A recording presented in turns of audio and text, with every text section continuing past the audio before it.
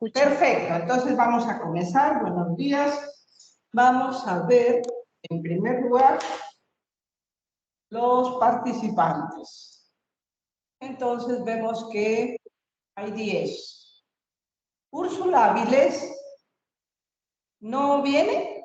Ingrid Arquínigo no viene. Usualmente sí entran, doctora. Porque la vez pasada no entraron. Pero bueno, yo creí que de repente a veces alguno de ustedes se retira. No se han retirado en este grupo. No, nadie se ha retirado, doctora.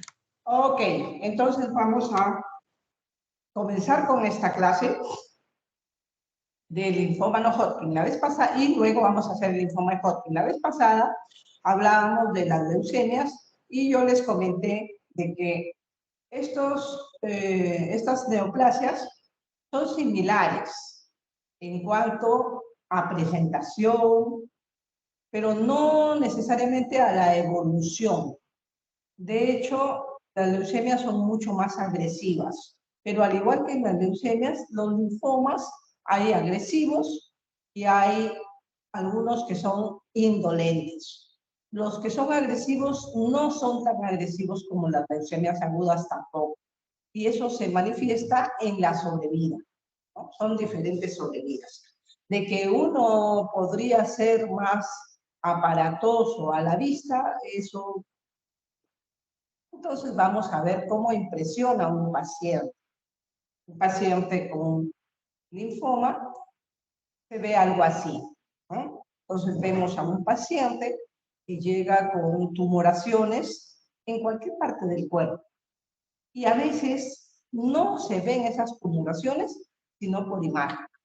Pero en general es mucho más sencillo el diagnóstico cuando aparece un paciente que tiene un examen físico tan evidente. Entonces, en esta imagen, ustedes ven a un hombre de aproximadamente 60 años, lo que ya les está situando que no es un hombre joven y que la enfermedad, como muchas enfermedades degenerativas, no son de predominio de gente joven, a excepción de la leucemia linfoblástica aguda, es de predominio de niños. Entonces, ¿qué ven ustedes acá? El cuello de esa persona totalmente deformado, porque tiene tumores, no tiene un tumor, tiene varios. Si fuera algo de la evolución y que podríamos decir esto es agudo, me ha salido hace menos de una semana o una semana, yo no tenía nada y de pronto se me comenzó a hinchar terriblemente, me duele, está caliente, me pinché con, qué sé yo, una espina, me rasqué, lo que sea, ¿no? Entonces ustedes podrían decir, es un absceso, porque tiene la apariencia de que podría ser un absceso a punto de drenar, pero no es así, porque ustedes ven que aparentemente en la imagen se ve que es duro, ¿no? Que es una tumoración compacta y dura, sobre todo la más pequeña, que se ve hasta bordes nacarados, y un espacio que es medio eritematoso. Otra cosa que ven ustedes es que desplaza un poco la línea media, ¿no? Hacia un lado.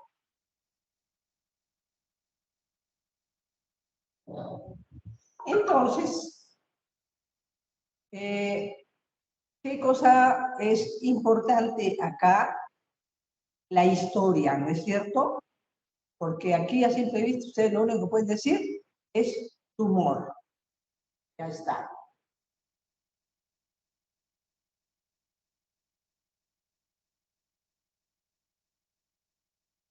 Ya vamos a ver. Entonces, si pensamos que este tumor es algo neoplásico, lo primero que pensaríamos es que es un linfoma. ¿Y qué cosa es un linfoma? Es una neoplasia del sistema linfático, es decir, de los ganglios, o más aún, de todo lo que tenga tejido retículo endotelial. Entonces, ¿para qué sirve el sistema linfático? Entonces vemos en esta figura todo el sistema linfático va desde la cabeza hasta los pies, ¿no? Y en esto va a permitir, por medio de la linfa, que vayan todos los linfocitos, cuya misión va a ser combatir infecciones, diferentes infecciones. Y que el hecho de que los ganglios se hipertrofien es porque están cumpliendo su función cuando hay un proceso inflamatorio o un proceso infeccioso. De lo contrario, los ganglios están pequeños, pero siempre en constante atención. Entonces, todos estos grupos de ganglios, tenemos dos grupos de ganglios cervicales, axilares, mediastinales, paraórticos, inguinales, ilíacos, etcétera.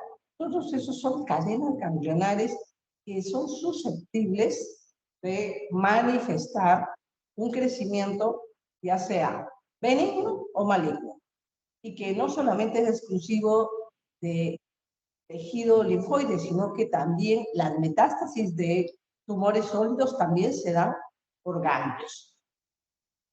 ¿Por qué sucede esto? Pues nadie lo sabe, ¿no es cierto? Es un componente de la misma persona en su sensibilidad a desarrollar tumores o infecciones, un déficit del sistema inmunológico propio o causado por otras cosas, ¿no? Entonces, a veces puede ser el de COVID, por ejemplo, ¿no? Entonces, con el COVID se debilita el sistema inmunológico y nadie sabe lo que va a pasar más adelante. Y que de aquí a 5 años comiencen a aparecer algún tipo, una enfermedad nueva, otras neoplasias, y que uno diga por qué apareció tanto y que lo que más tenía era el problema del antecedente COVID, que a muchísima gente le ha dado COVID. Y que simplemente, más bien es al revés, hay que ver a quién no le ha dado COVID en relación con COVID leve, ¿no? También siempre se ha dicho, se ha mencionado como posibles agentes a los derivados del benceno, a los pesticidas, a los medicamentos, ¿no? Diferentes drogas que principalmente se ha visto asociado con inmunosupresores y trasplante de órganos sólidos, como también trasplante de tejidos, como médula ósea, por los componentes, ¿no?, que se utilizan en ese procedimiento. Tanto las drogas condicionantes para eliminar el tumor, para eliminar la médula, como los inmunosupresores para disminuir el rechazo. Y la radiación, que se da también en algunos casos. Entonces, cuando un paciente tiene crecimiento ganglionar, nos va a interesar mirar la historia, porque los tiempos son los que cuentan. Los tiempos para un proceso inflamatorio, infeccioso, son unos, y para una neoplasia son otros. Entonces, las células del tejido linfático, que son los linfocitos, se van a dividir clonalmente, ¿no? Van a crecer desordenadamente porque son un clon y no van a llegar a ningún sitio. Se van a quedar pasmados. Y eso significa que la apoptosis también se altera. Y la muerte programada ya no existe. El tumor puede aparecer en cualquier parte, porque todo el organismo tiene ganglios linfáticos. Pero no solamente aparece en los ganglios linfáticos, también puede aparecer en otros tejidos. Puede haber linfoma de cualquier cosa. Puede haber un linfoma del cerebro, puede haber un linfoma del riñón, linfoma primario del hígado, del vaso, de los derrames, de los vasos sanguíneos. de los huesos. Entonces hay linfoma en cualquier parte donde haya un tejido linfático. Y generalmente, dependiendo de la agresividad, dependiendo del tipo, puede diseminarse ya sea por vecindad o puede diseminarse a distancia. Puede tomar solo una cadena ganglionar, como puede tomar varias simultáneamente. Puede que esa cadena ganglionar que tome solo sea una y que haya mucho crecimiento. En el caso que vemos del paciente de la imagen anterior, no vemos una sola cadena ganglionar. Están tomadas varias cadenas ganglionares que son cervicales, es cierto, pero acuérdense que tenemos como 6 cadenas ganglionares en el cuello. Entonces el paciente tiene tomadas varias cadenas ganglionares. Y a veces el paciente puede tener una extensión de la enfermedad. No es que aparezca simultáneamente en varios sitios, sino que progresivamente va aumentando y toma los órganos que son más importantes como la médula ósea, el hígado y el vaso, ¿no?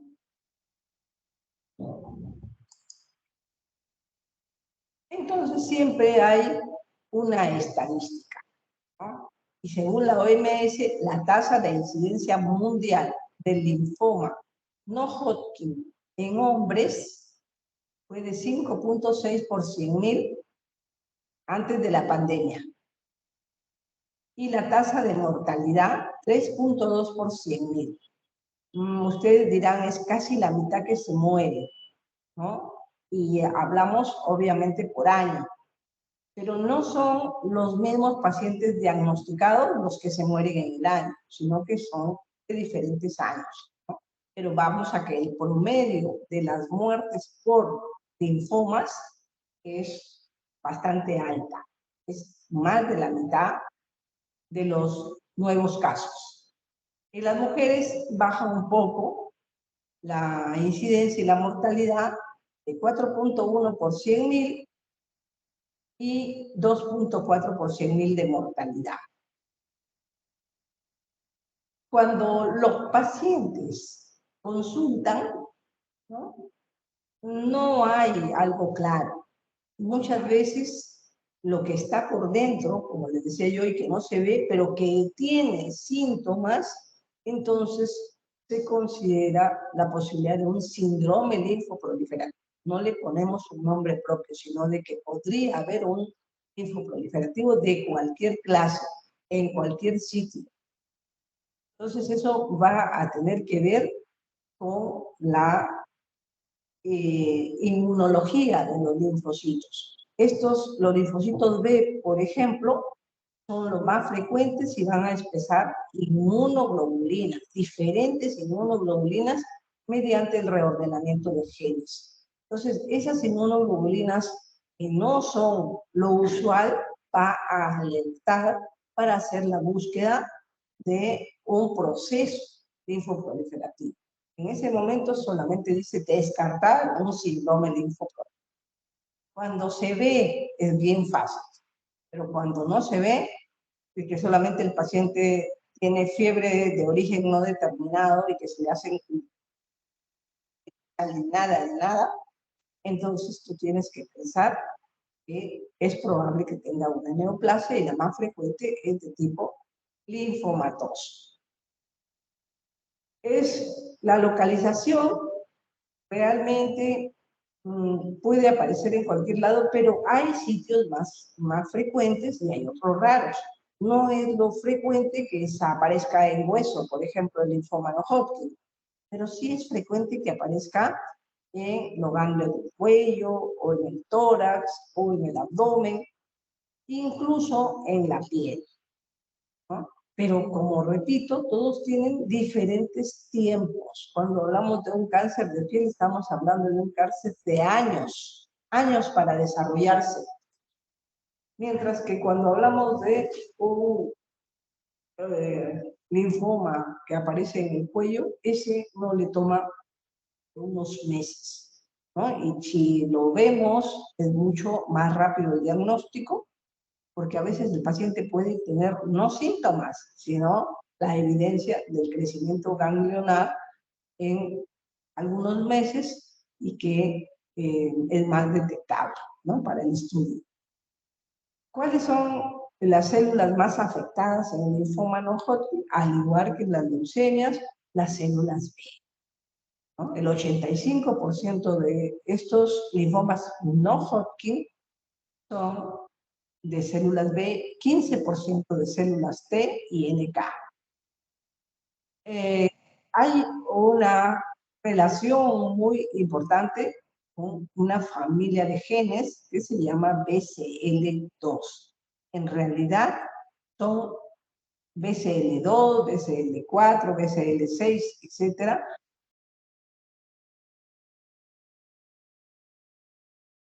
Linfomas de tipo B. Entonces, para el diagnóstico es importante, como cualquier patología,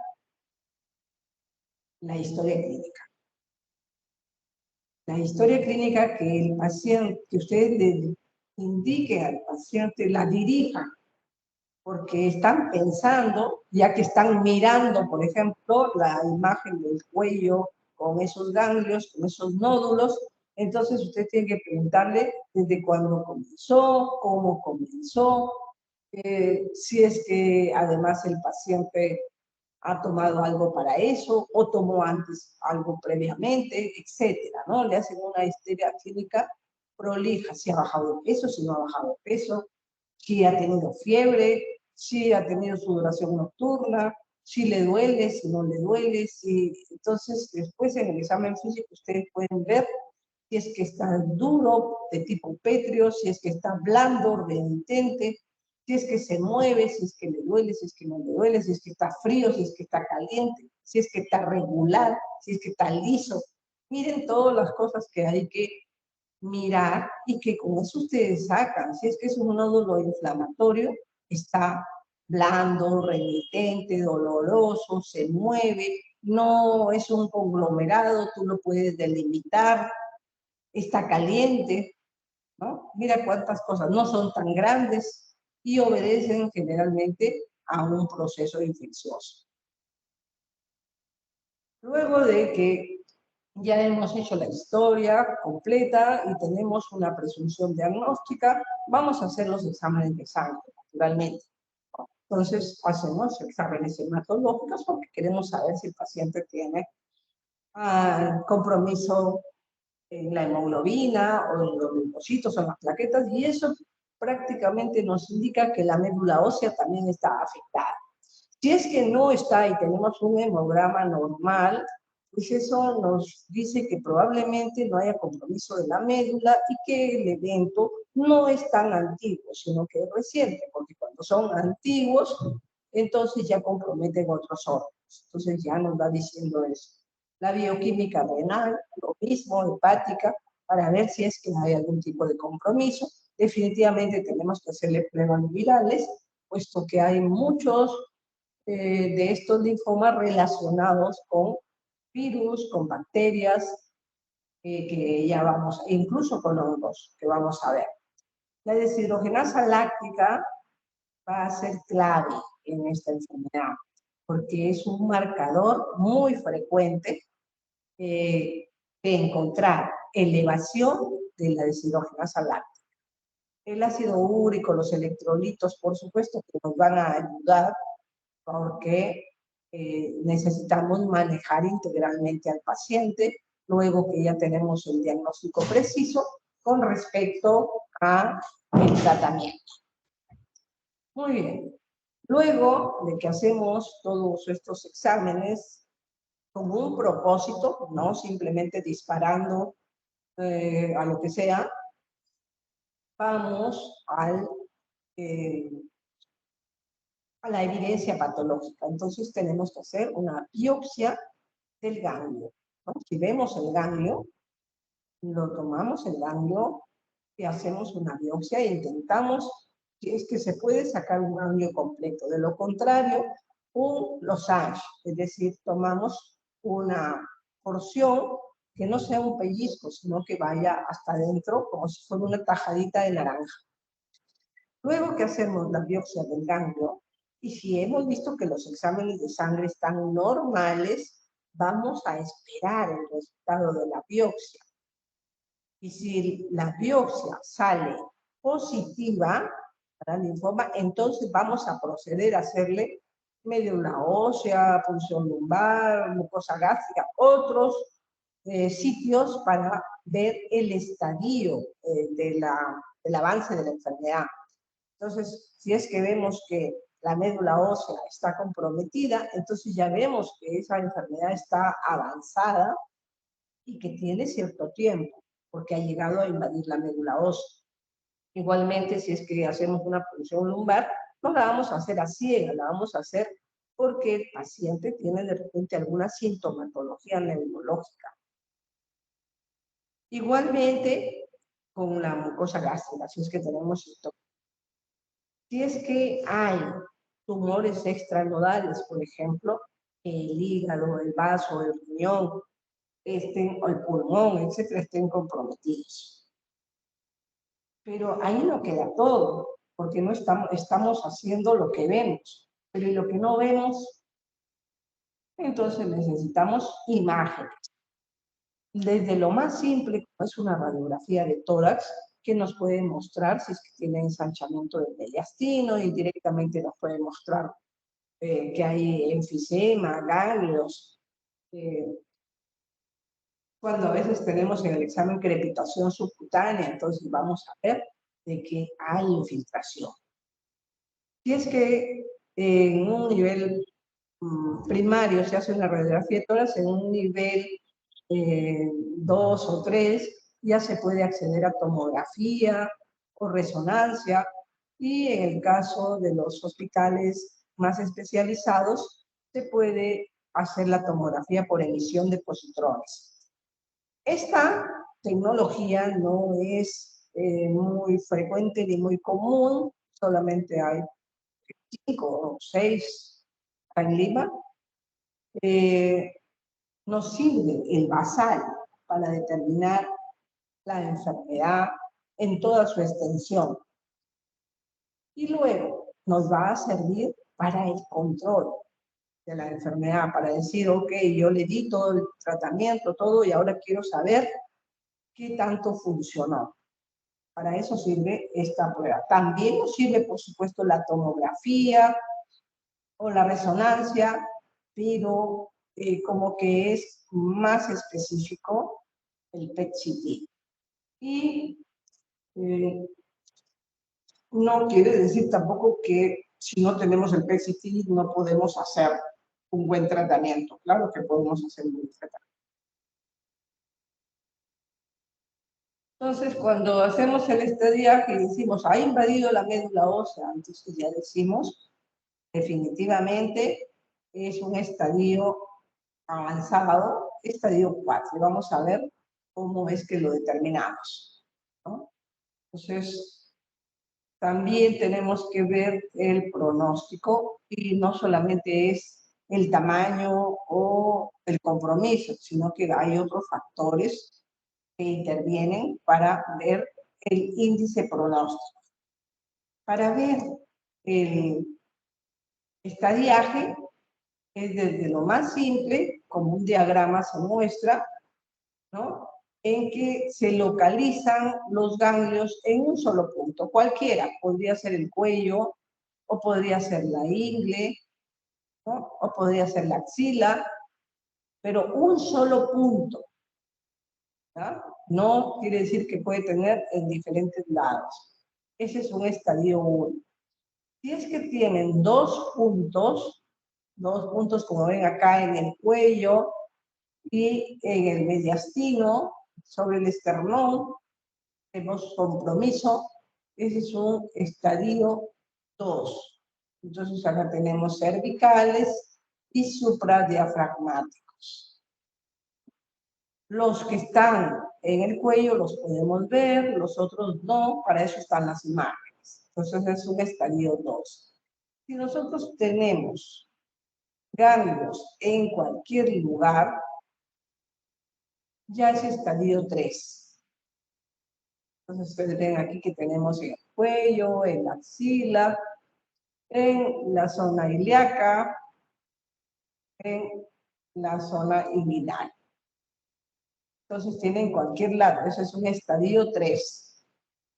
Pero si además, no importa si es un estadio 1, 2 o 3, tenemos compromiso de una víscera, o sea, un extranodal, extraganglionar, que puede ser cualquiera, puede ser la médula ósea, puede ser el hígado, puede ser el vaso, entonces se considera un estadio 4.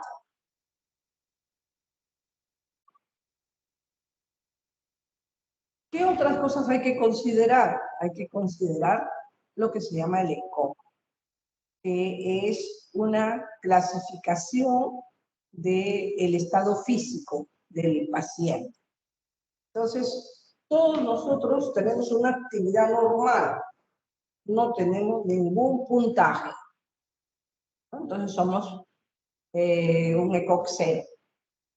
Si es que tenemos una actividad restringida, y esto se aplica obviamente a personas con cáncer, no es a cualquier persona.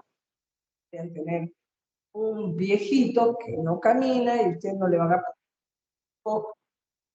no se le califica con esta clasificación.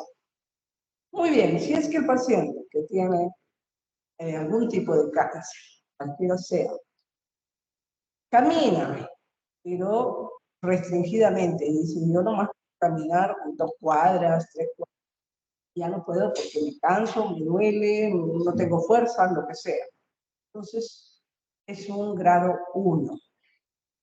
Si es que el paciente dice, no puedo trabajar, definitivamente no puedo y tengo que estar descansando y quiero estar acostado, ¿no?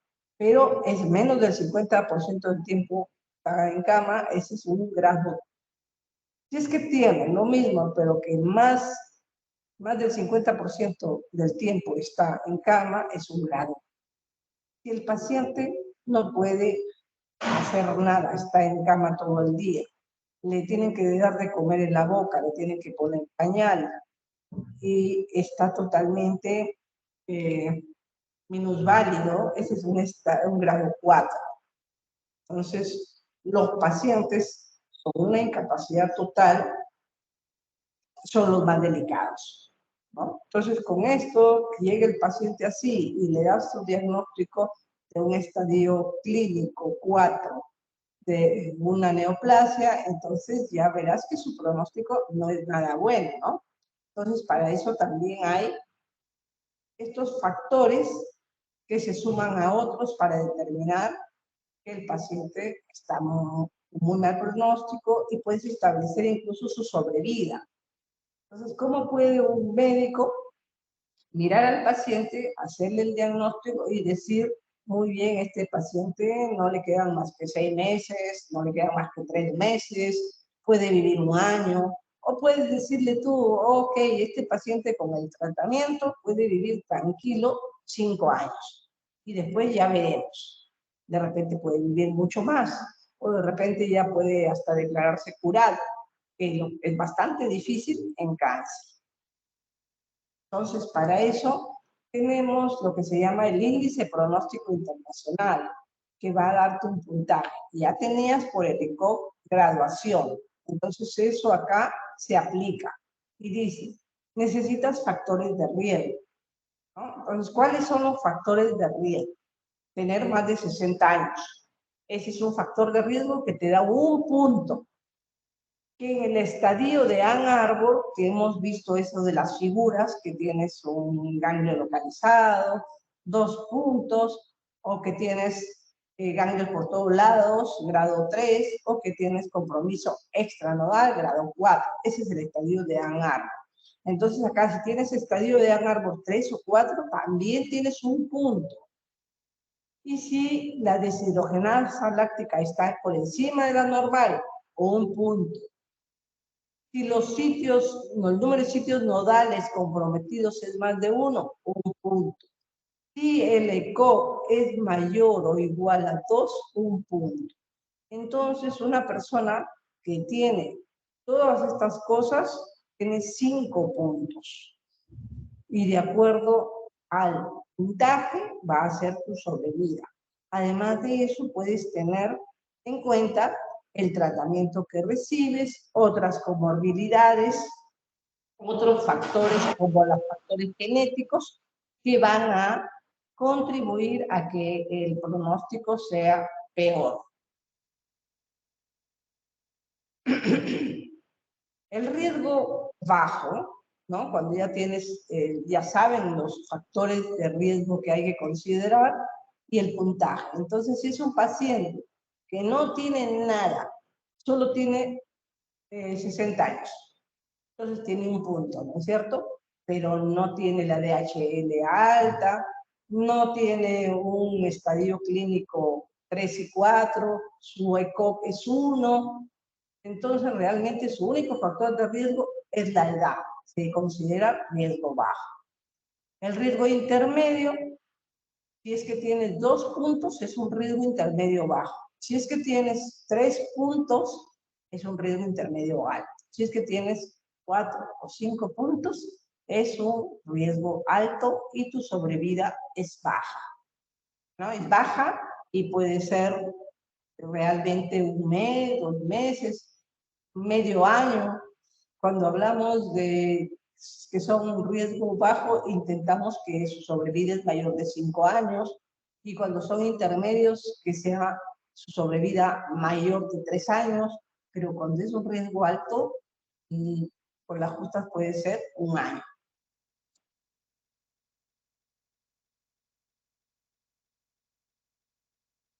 Muy bien, hasta aquí, ¿están entendiendo bien? Doctora, una pregunta. La clasificación Ann Arbor y el índice pronóstico se puede utilizar tanto para el Hodgkin y el no Hodgkin. Mm, no necesariamente, porque ahora vamos a ver el Hodgkin y vamos a ver cómo es. Tiene otros factores de riesgo a considerar en el Hodgkin, ¿ya? El ECOG sí, el ECOG sirve para todo tipo de cáncer, ¿no? El ECOG es saber si es que el paciente está activo o no está activo, ¿no? ¿Se acuerdan del ECOG? Este es el Sí, ECOG, doctora. ya. Esto sirve para todo tipo de cáncer.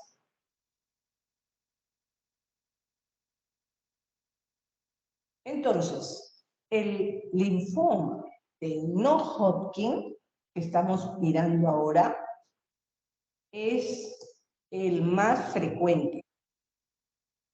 De hecho, está en el 7º lugar en la escala de todo tipo de cáncer en frecuencia.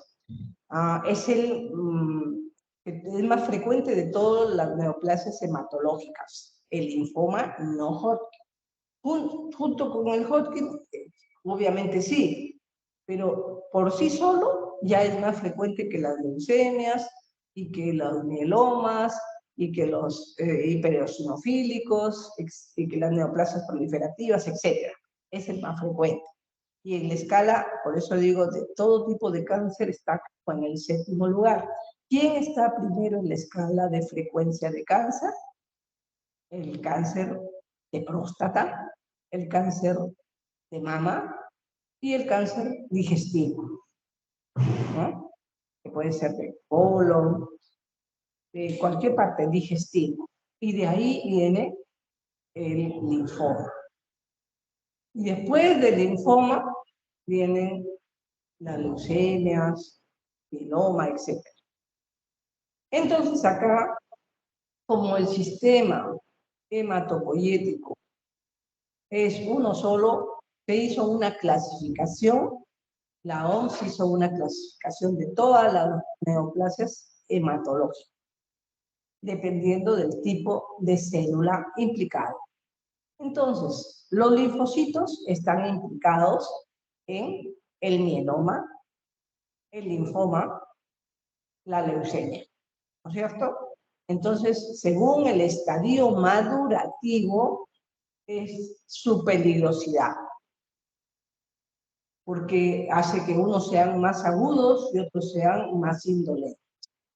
Entonces, esta es una clasificación grande, pero que solamente es para que ustedes tengan una idea de que cada una de esas entidades puede tener muchos subtipos con que haya una variante genética nada más, ¿no? Entonces, acá, en la clasificación real, quiere decir que es de un consenso de Europa, de América, ¿no? Y que la OMS la ha actualizado. Entonces, primero dice neoplasmas de células B. Entonces, acá la primera parte dice precursores de células B.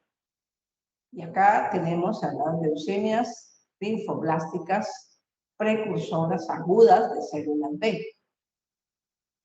Y también se pone al linfoma linfoblástico precursor de células B porque se supone que su agresividad y su comportamiento y su morfología y su inmunohistoquímica, todos son muy similares.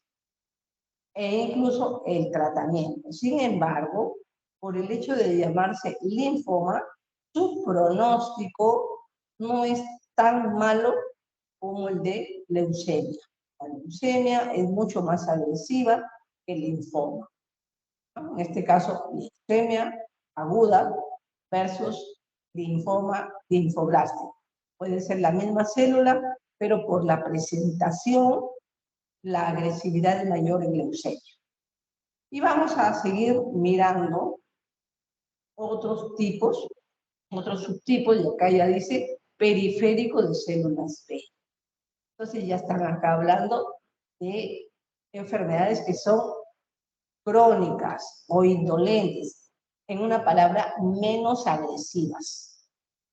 Y tenemos leucemias y linfomas. Entonces acá tenemos a la leucemia linfocítica crónica, que ya hemos hablado de ella, al linfoma linfocítico, que hemos dicho que es la misma morfología, aunque diferente comportamiento, igual tratamiento. Leucemia prolinfocítica, también que hemos dicho que es más frecuente en las personas más jóvenes, es una variante de la leucemia linfocítica crónica.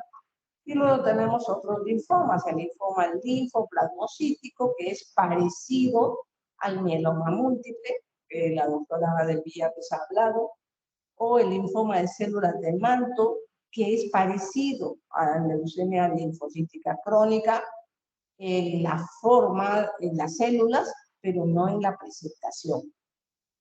Su comportamiento clínico es totalmente diferente. Las células parecidas tienen, por eso, una variante. Antes se podía ver solamente un tipo de células y se pensaba todas son la misma enfermedad. Con el tiempo y la tecnología se ha podido establecer la inmunohistoquímica que marca la célula a ver qué diferencia tiene una con otra. Entonces vamos a ver que hay por inmunofenotipo un marcador que dice que las células del manto tienen la ciclina D1 positiva y la leucemia linfocítica crónica no la tiene. Entonces ya tenemos una diferencia en la parte microscópica. Pero en la parte clínica también tenemos diferencia porque su comportamiento es totalmente. Y luego también tenemos acá al linfoma folicular, que vamos a hablar de bastante importante. Tenemos a los linfomas MAIT, que quiere decir que son tejido linfoide asociado a mucosa. Y que estos tejidos generalmente son el estómago, ¿no? Y que tienen bastante buen pronóstico. Seguimos así con otros linfomas y otros neoplasias que son de células, con la leucemia de las células pilosas, que es una variación de la leucemia linfocítica crónica. El plasmocitoma y el mieloma de células plasmáticas, acuérdense que las células plasmáticas derivan de los linfocitos B. Muy bien, y si vemos esa imagen, decimos bastantes neoplasias, ¿no? Sin embargo, cada una de esas neoplasias tiene subtipos. Dentro de estos, los más importantes son el linfoma de células B grandes difuso. Lo ven acá, que dice mediastinal, fusión primaria, porque hay diferentes subtipos, pero básicamente este es el que nos interesa y van a ver que tiene muchos subtipos, ¿no? Entonces, son linfomas B y vemos que el linfoma difuso de células grandes tiene toda esta subvariedad. Entonces puede ser de tipo centrogerminal, de tipo activado, rico en células T, difuso de células del sistema nervioso central, difuso de la pierna, difuso con bar positivo, no especificado, asociado a inflamación crónica, primario de mediastino, intravascular, ¿no? Al positivo, plasmablástico, relacionado al virus de herpes, no especificado, efusiones. ¿Se dan cuenta cuántos tipos de linfomas B hay? Y hay uno, el último, que quiero que lo miren, no tengo el puntero, y la flechita seguro que no se ve. El último que vemos dice linfoma de células B inclasificable, con características intermedias entre linfoma difuso de células grandes B y linfoma Hodgkin clásico, ¿no? Entonces, ¿qué significa esto? No se puede clasificar porque es a la vez un linfoma difuso de células grandes B, o sea, un linfoma no Hodgkin, y además es un linfoma de Hodgkin de tipo clásico. En una misma tumoración, por así decirlo, e incluso en una misma biopsia, dependiendo del grado de infiltración, puede haber presencia de los dos linfomas, ¿no? Y esto tiene mucho que ver por el origen de las células, que es el mismo, ¿no? Entre el linfoma difuso y el clásico, que son estos linfomas centrogerminales. Muy bien, entonces esto es importante, tenía un caso clínico, no sé dónde está, pero a ver, esta es una señora. Presten atención, por favor, porque estas cosas son las que vienen en el examen práctico, ¿no? Esta es una señora de más de 60 años, con aparición de un linfoma, ¿ya? Para abreviar. Y que en la biopsia sale que es un linfoma de Hodgkin clásico. Entonces, está...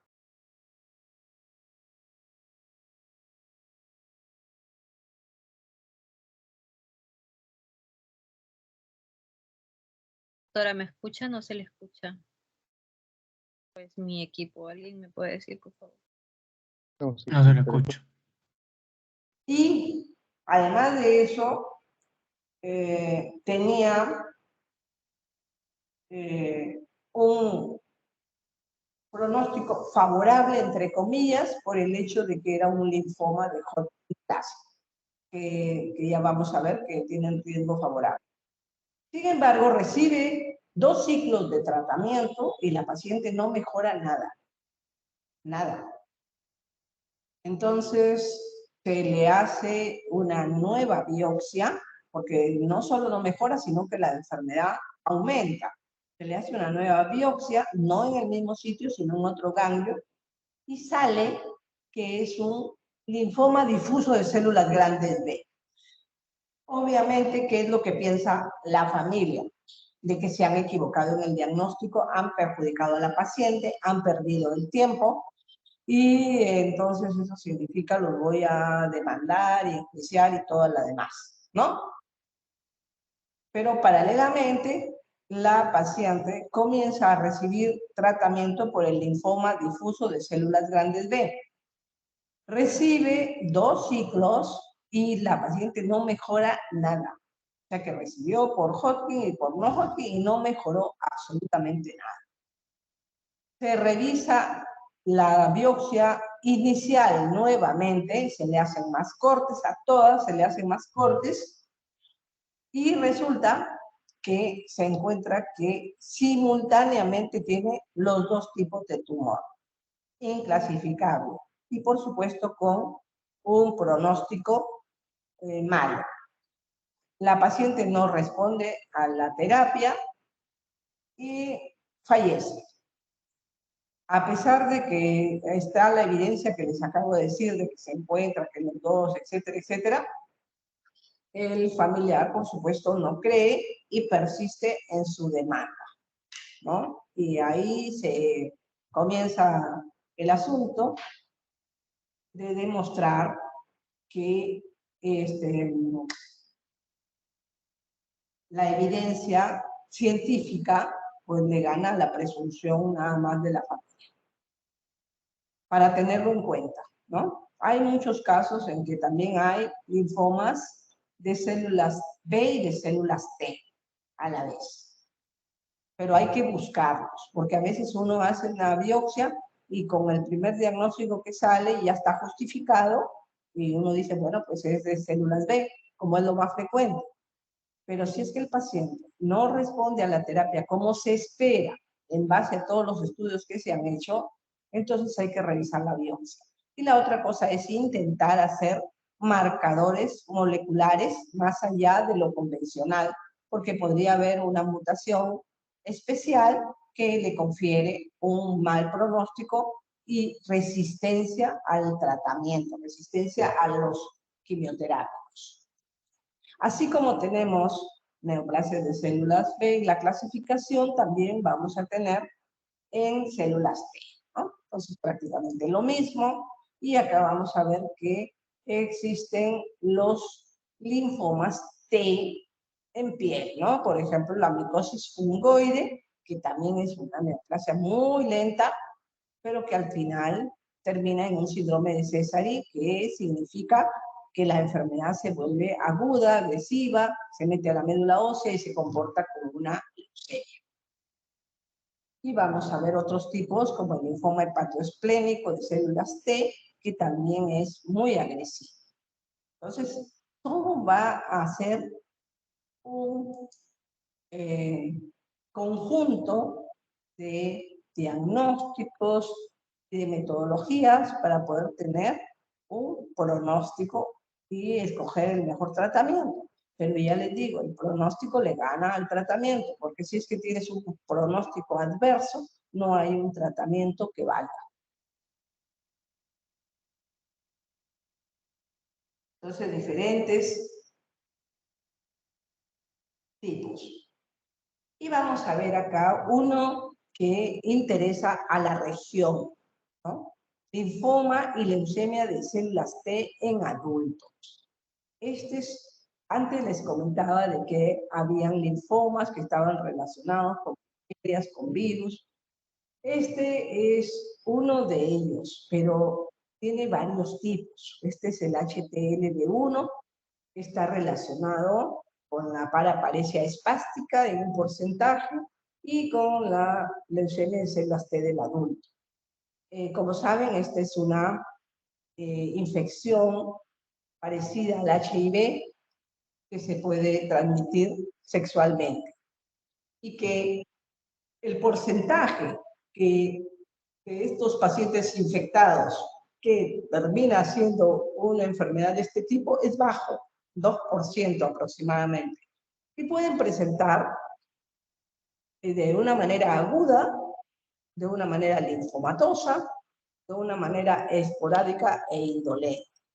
La que es esporádica e indolente, son de comportamiento crónico, ¿no? Entonces, no implica un riesgo inmediato.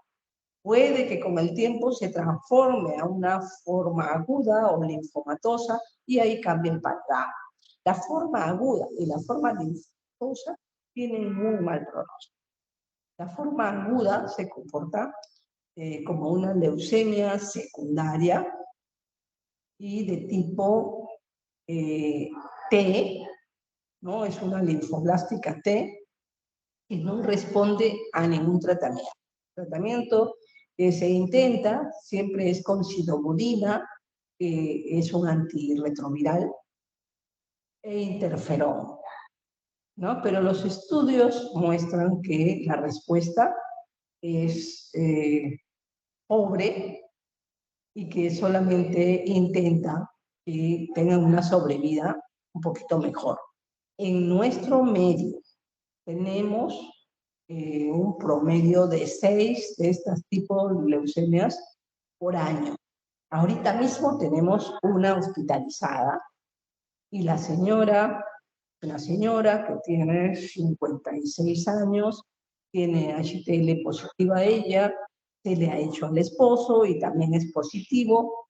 Y el problema no es solamente eso, sino que los hijos pueden tener la infección congénita, porque esta no es una infección que se ha adquirido recién y que se desarrolla inmediatamente. Esto la señora lo puede tener 30 años, porque no es que yo me infecto ahorita de HTLV1 y dentro de 6 meses hago leucemia o linfoma. No, pasan años, como 30 años para que eso suceda. Cuando tenemos a una persona joven, hemos tenido en este año una mujer de 30 años que también tenía lo mismo, 30 años, entonces uno dice 30 años, ella no lo puede haber adquirido recién en la vida sexual, ¿no? Sexualmente activa, sino que tiene que haberlo hecho desde niña o pequeña, no como sexual, sino como congénita. Se le hizo el estudio a sus papás y tenían positivo, entonces ella lo había heredado, había sido una infección de tipo congénito. Muy bien, entonces, luego que se le da el interferón, la sidobudina, se estabiliza al paciente, se intenta dar un esquema de quimioterapia. Pero no hay ninguno que funcione. Simplemente es como que tiene que darle uno al paciente algo, ¿no? Esta señora que tenemos a la actualidad, además tiene tuberculosis, ¿no? Le ha salido prueba positiva y tiene otras patologías, otras comorbilidades por ahí, de modo que realmente está bastante descompensada. No tiene un buen pronóstico. Y así como tenemos los linfomas de todo tipo, también tenemos una gran cantidad de linfomas cutáneos, que son de células T y de células NK.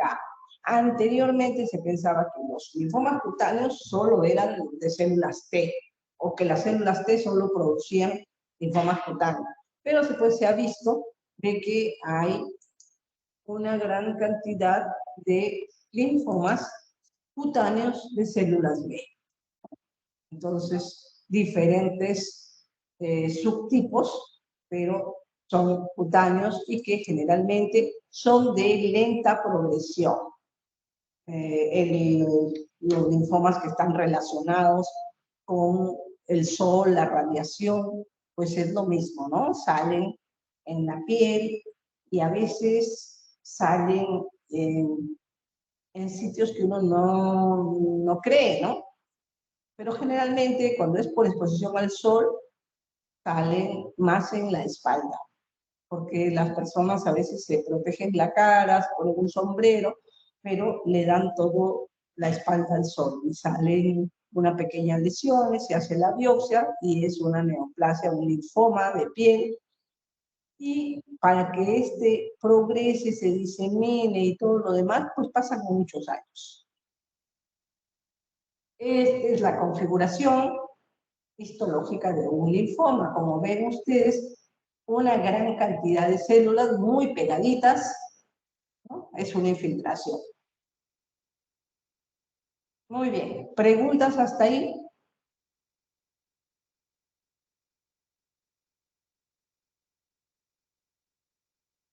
No hay, entonces seguimos. Espero que sí, que me estén escuchando. No vaya a ser que tampoco no me estén escuchando. Sí, se le escucha. Ok. Sí se le escucha. Ya, entonces, hasta este momento hemos hecho prácticamente una visión general de los linfomas. Entonces, ahora vamos a tomar unos cuantos linfomas para ver cómo es que son sus características. Y en primer lugar voy a decir que el linfoma difuso de células grandes B, que ya ustedes han visto que hay un montón de variedades, porque es la histopatología, ¿no? Entonces, la apariencia del linfoma de que tengas un daño puede ser cualquier cosa. Puede ser Hodgkin, puede ser no Hodgkin. Más probable es que sea no Hodgkin, por supuesto, porque es el más frecuente. Pero de ahí a que tú sepas si es un difuso, si es un folicular, si es un B, si es un T, eso no lo sabes más que con la evidencia histopatológica. Entonces, el linfoma difuso de células grandes D es el más frecuente de todos. Es el 35 o 40% de todos los linfomas. Estamos hablando no Hodgkin. Se caracteriza porque es una masa única de crecimiento rápido, ¿no? Que puede ser 2, 3 meses. Es frecuente en hombres mayores de 50, poco frecuentes en la infancia. Es de curso agresivo, o sea, este es considerado una neoplasia agresiva. Dentro de los linfomas se consideran de alto riesgo, de bajo riesgo, etcétera. Este es de alto riesgo, ¿no? Por lo mismo que crece rápido, etcétera. Sin embargo, es un tumor que supera la comorbilidad inicial, tiene una buena respuesta a la quimioterapia. Como son linfocitos B, vamos a ver que en los estudios se hacen los marcadores de inmunofenotipo que corresponden y poder tener una terapia dirigida exactamente con los marcadores de las células tumorales. Entonces, cuando el paciente tiene buena respuesta, tiene remisión completa, un pronóstico con 70% de respuesta a la primera quimioterapia. Y luego, obviamente, con las siguientes quimioterapias puede hacer una respuesta completa y esta respuesta completa puede ser duradera, ¿no? Depende realmente del control, de las complicaciones que puedan haber, si es que hay una mala genética, etc. Entonces, como es la histología, eso lo informa el patólogo. Y nosotros vemos el estadiaje, ¿no? ¿Qué tan comprometido está? Entonces, según el estadio, se dan los ciclos de quimioterapia. Los ciclos de quimioterapia pueden ser 2, 4, 6, 8, etcétera, ¿no? Dependiendo del estadio. Entonces vamos al estadio clínico. Acuérdense, ese estadio 1, 2, 3, 4. El pronóstico con el IPI. Y tiene mucho que ver los marcadores que encontremos, ¿no? Entonces acá están los marcadores. Estos marcadores se llaman PAM-B, CD19, 20, 10. Son marcadores de linfocitos B. Entonces, por eso sabemos que es B. El CD5 es de linfocitos T. Y ven ustedes que se pone como un control negativo. Entonces, hemos dicho que están relacionados con esta familia de genes que se llaman BCL, pero no siempre va a ser positivo, ¿no? Luego vamos a ver que un 30% de estos vienen del centro germinal, al igual que el linfoma de Hodgkin clásico. Por eso es que pueden venir y tener ambos tipos en algún momento. En un 15% tienen esta alteración cromosómica, una translocación del 14 con 18. Los pacientes que tienen SIDA tienen 100 veces más posibilidades de tener linfomas que el resto de la población. También los que tienen infección por Epstein-Barr tienen más predisposición a tener este tipo de linfomas. Hay un subtipo de este linfoma que se llama de las cavidades corporales, que es de muy mal pronóstico. Para decir verdad, es terrible porque el paciente presenta derrame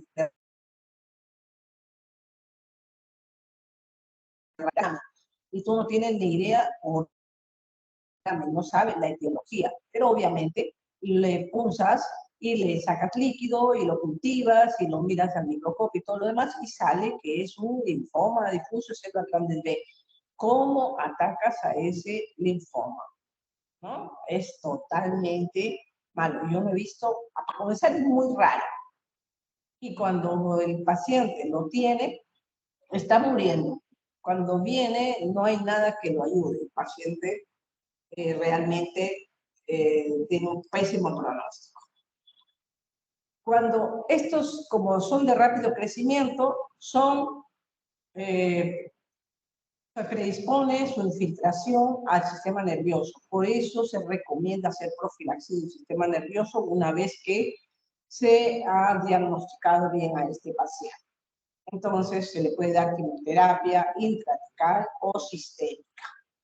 Entonces, los pacientes que tienen mayor riesgo de hacerlo son aquellos que tienen un compromiso de estadio 4, ¿no? Entonces, como estadio 4, algunas veces la THL siempre va a estar elevada y si es que no tienen estadio 4, su riesgo disminuye. Pero en general, si son pacientes jóvenes, ¿no? Jóvenes de 30, 40, que no es lo más frecuente, pero que se presenta, hay que darle una profilaxis del sistema nervioso central. ¿Por qué? Porque su tiempo de vida vamos a intentar que sea más largo. Si es que le da un linfoma difuso a una persona de 80 años y que su expectativa de vida de por sí ya terminó, entonces tú le das la quimioterapia que resista y luego de eso no le das profilaxis del sistema nervioso central porque esa enfermedad se va a presentar a un plazo más largo y el paciente pues ya no va a estar vivo, ¿no? Entonces, más bien lo puedes complicar, hay que escoger. El linfoma folicular es el segundo más frecuente de todos los linfomas. Es como 20-25% y es la característica de que es crónico, indolente, ¿no?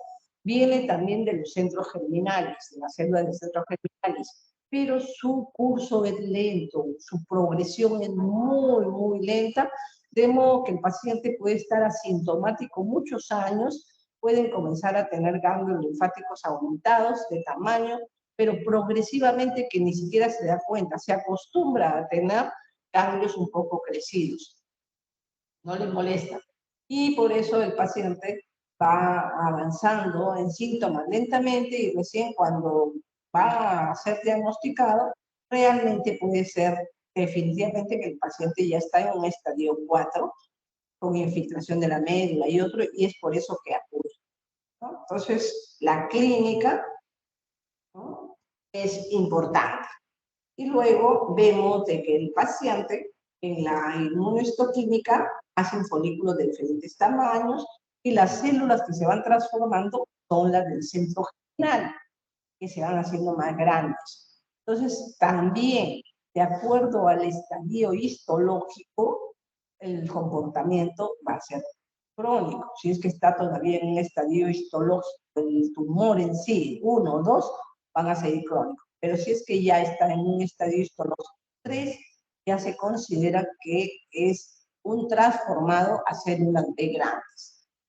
Y como es secundario a un proceso crónico folicular, ahí sí su comportamiento frente al tratamiento es nulo. El paciente que hace una transformación ya no tiene ningún remedio. Igualmente, vemos de que están comprometidos los BCL2 y sus marcadores son igual PAM-B.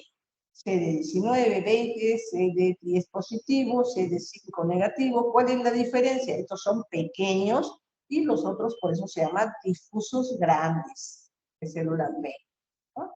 los BCL que pueden ser sobreexpresados, y el linfoma folicular es una enfermedad que se asume que no se cura nunca, porque tiene sobreexpresión del BCL2 que bloquea la apoptosis.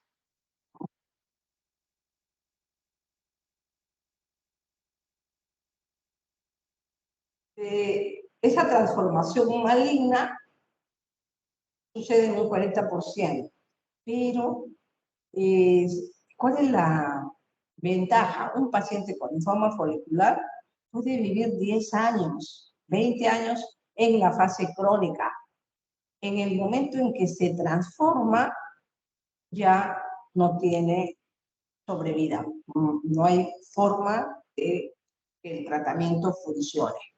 Pero el paciente ha vivido con calidad de vida mucho tiempo y no hay que darle tratamiento, porque como es una neoplasia indolente, lo que hay que hacer es observarla. Y en el momento que se vaya a aumentar de síntomas, recién darle tratamiento, porque de lo contrario, imagínate, lo diagnosticas, le das corticoide, como ocurrió con un paciente, se le diagnosticó de casualidad, entonces le dieron corticoide, el paciente estuvo tomando corticoide por 10 años y al final estaba tan osteoporótico, con riesgos de fracturas patológicas, y la enfermedad todavía no se había transformado y ya el paciente estaba viviendo una calidad de vida pésima. Entonces, por eso, si es un tratamiento que no le va a ayudar, mejor es observar. En el caso del linfoma de células del manto, no es muy frecuente, corresponde a un 3 a 7% de los linfomas en adultos. Esto no le da a los niños, el folicular tampoco le da a los niños, pero el primero, difuso de células grandes, sí le da a los niños, pero no es lo más frecuente. Entonces, vemos de que este puede tener dos tipos de células del manto, ¿no? En general, tiene mal pronóstico, 3 o 4 años de sobrevida, y puede seguir diferentes patrones, difusos o nodulares. Y los linfocitos son pequeños, como hemos mencionado, parecidos a los de la leucemia linfática crónica, sin embargo, se diferencian porque tiene lo que se llama la ciclina T1 positiva, ¿no? Está en una translocación 11-14. Igual tiene los marcadores PAN-B, pero la diferencia es que acá sí el CD5 es positivo y el CD23 es negativo. El CD23 es positivo en la leucemia linfática crónica. Entonces ahí ya ven ustedes una diferencia. Y como digo, tiene esta translocación y la ciclina que lo diferencia. Entonces muchas veces de esta manera se identifica. El manto puede tener, como dije, una parte agresiva, que es de mal pronóstico, pero también puede tener una variante, ¿no?, que se llama el manto indolente. Y con este manto indolente, la terapia es mucho más permisiva y puede que el paciente, como se comporta ese linfoma en forma indolente, tenga un compromiso de la médula ósea por el pasar de los años. Y como el comportamiento es parecido al de la leucemia linfática crónica, también se puede adoptar solamente observar y esperar. Es un porcentaje de los mantos. El linfoma linfoblástico, que hemos dicho que es el equivalente de la leucemia linfoblástica, y por eso está más en la gente joven y tiene mucho compromiso del mediastino, generalmente, igual que la leucemia, ¿no? Pero comienza en los ganglios mediastinales. Invade la médula ósea y el sistema nervioso, igual que la leucemia. Y el tratamiento es igual que el de la leucemia. Este linfoma de Burkitt es el que llama a los niños. Entonces es un linfoma de células pequeñas y que está relacionado con la infección Epstein-Barr.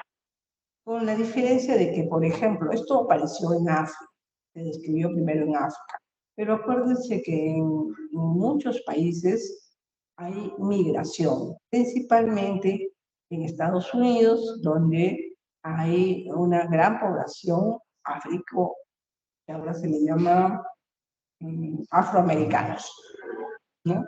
Entonces, ellos, los africanos, llaman la atención que comprometen los huesos faciales, el linfoma aparece en la cara, mientras que en los afroamericanos aparece en el abdomen. No se sabe, es el mismo linfoma, sin embargo, tiene presentación diferente. Asimismo, hay un linfoma no Hodgkin que es de faringe, ¿no? En las personas, primario de faringe, y que se ha reportado el mismo tipo a nivel rectal en la población gay, ¿no? Cuando son gay pueden tener mismo tipo, pero a nivel rectal. Estos son los marcadores para el linfoma de Burkitt, que es un linfoma agresivo, pero que es muy sensible al tratamiento, responde muy bien, de modo que los pacientes se pueden aliviar. Linfoma de Burkitt, agresivo, pero sensible, eso es importante. Hay otros que son agresivos y no sensibles, y hay otros que son indolentes y no sensibles, o sea que esos son los que no tienen posibilidad, pero por lo menos tienen una sobrevida bastante larga. Es importante la historia familiar, ya la habíamos visto también cuando estábamos hablando de los genes.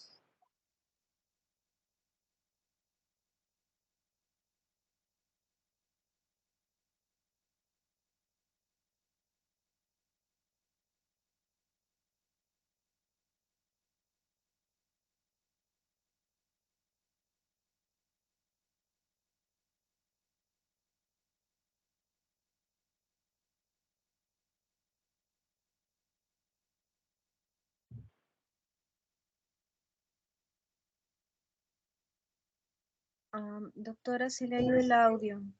La voz no se me ha ido, aquí estoy. Bueno, entonces, es que está ustedes le respondan, que habíamos hablado ya de la tendencia familiar, ¿no? Ya habíamos hablado de que en una familia existe mayor riesgo de este tipo, si es que hay un familiar con linfoma, los hermanos tienen un mayor riesgo de desarrollar. No estoy diciendo que lo van a desarrollar de todas maneras, sino que tienen el doble de riesgo que la población general. Ustedes han visto que hay familias que tienen tendencia a morir de algo, ¿no? Entonces, si no lo han visto, les cuento. Hay personas que en la familia tienen riesgo cardiovascular. Todos mueren de infarto. Ya, ese es un riesgo cardiovascular. Probablemente con el tiempo vamos a ver de que esa familia tiene algún gen de debilidad en la parte cardiovascular. Así como hay familias en que tienen bastantes familiares con historia de cáncer, que han fallecido de cáncer. Entonces, esa población familiar tiene mayor riesgo que el resto de la población de desarrollar enfermedades neoplásicas. Entonces, estos pueden tener algún factor genético o algo que los hace sensibles a desarrollar este tipo de cáncer. Las infecciones, hemos dicho varias infecciones. Hemos hablado del linfoma de Burkitt, hemos hablado del HPLV1, el VIH, hemos dicho que 100 veces más que la población común. Hemos hablado del Helicobacter pylori y el mal, el linfoma del mal, del herpes virus, y así también están relacionados algunas otras bacterias. Desde el principio hemos dicho que tiene que ser un desorden del sistema inmune, así que bastantes pacientes que tienen artritis reumatoide hacen diferentes complicaciones, no solo cáncer, pero lupus, artritis, tiroiditis, Sjögren, etcétera, pueden hacer. Así que, ¿cuál es acá el hallazgo? Los trasplantados de órganos sólidos. Entonces, los pacientes se les hace trasplante de hígado, trasplante de riñón, pulmón, corazón, etcétera, reciben generalmente tacrolimus. Pueden recibir ciclosporina, pueden recibir everolimus, etcétera, pero vamos a que reciben un tipo de inmunosupresión. Algunos de estos pacientes desarrollan un linfoma, ¿no? Pero no lo hacen, la estadística dice que lo hacen después de los 6 meses de la inmunosupresión. Y lo bueno es que quitan la inmunosupresión y regresiona el linfoma. Como estos pacientes son seguidos, evaluados constantemente, entonces existe la posibilidad de detectar. Sin embargo, a veces hay pacientes, ahorita mismo tenemos un paciente que se le ha hecho un trasplante hepático de un donante cadavérico que tenía síndrome de Evans, ¿no? El señor tiene 50 y tantos años y el trasplante aparentemente está bien, el hígado está funcionando, sin embargo, el paciente ha desarrollado el síndrome de Evans del donante, solamente detectado en 1% de los casos. Pero se dan cuenta lo potente que son los desórdenes del sistema inmune. Y este señor con el síndrome de Evans puede morirse igual como se murió su donante. Los pacientes que han recibido altas dosis de quimioterapia y los trasplantes de médula ósea por toxicidad. Otras inmunodeficiencias que están acá mencionadas, pero que realmente solo es por mencionarlas porque son tan raras que además que esas que ya son raras tengan una tendencia, no es significativo, no es un problema de salud pública. Entonces viene la parte de pronóstico, que ya ustedes habían visto que está relacionado con el IPI, el Índice Pronóstico Internacional, ¿no? Entonces hay sobrevida dependiendo del estadio, del tipo de tumor, de la edad, de las comorbilidades. Hemos dicho que los linfomas indolentes pueden vivir muchos años en la parte cuando están asintomática, pero ya cuando están en un estadio avanzado 3 o 4, que es cuando se les diagnostica, ya su sobrevida es corta. Y los linfomas agresivos que pueden tener una mayor mortalidad inmediata, pero pueden ser curables. Así que hay nuevas drogas dirigidas contra los factores específicos. O sea que si tú dices, tengo CD20 positivo, hemos dicho los PAM-B, 10, 19, 20.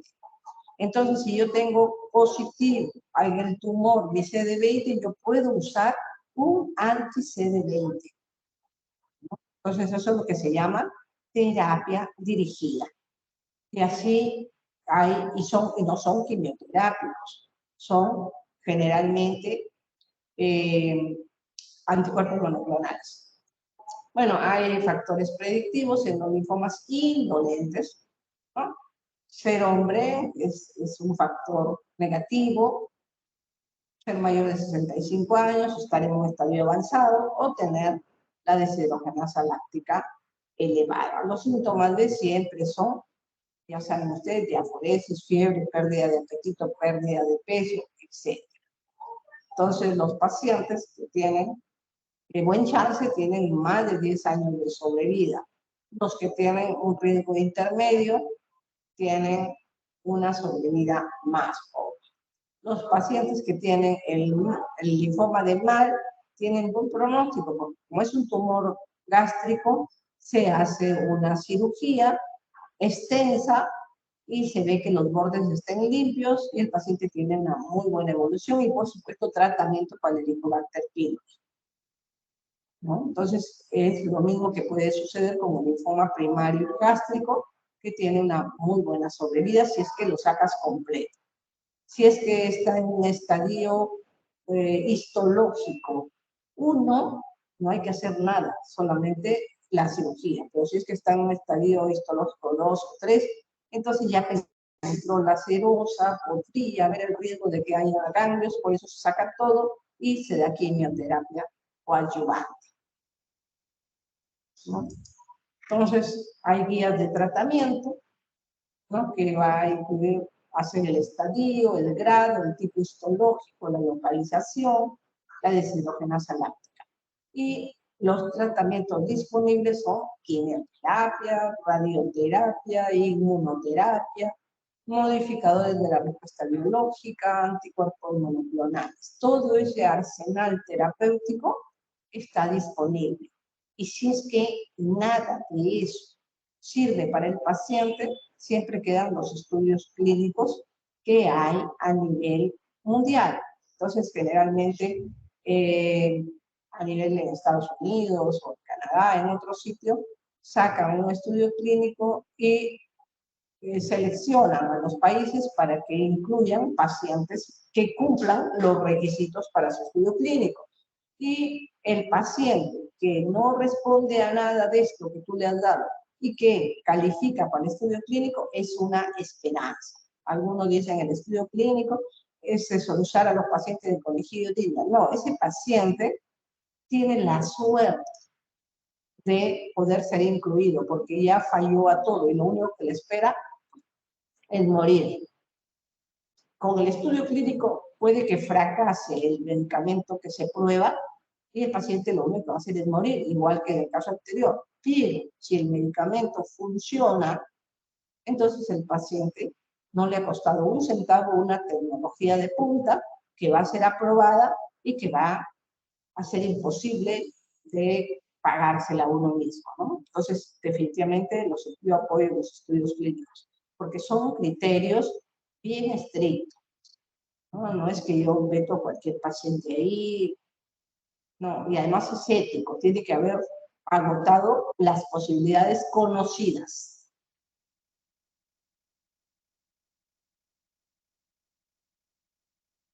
Cuando los pacientes son indolentes avanzados, pero aún así están asintomáticos, pueden ser observados.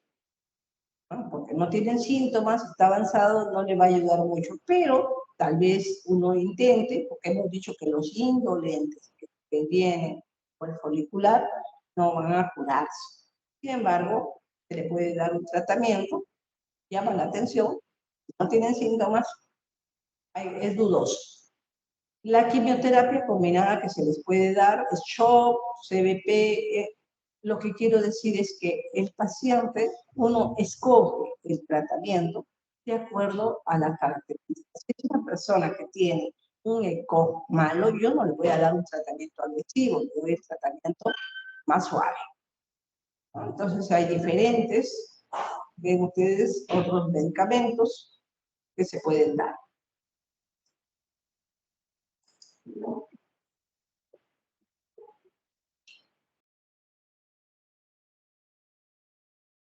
Así, cuando son agresivos, le podemos dar también quimioterapia sola, radioquimioterapia. El CHOP es lo más característico de estas, terapias. ¿Qué quiere decir? Ahora vamos a ver, acá lo tengo, sí, acá lo tengo.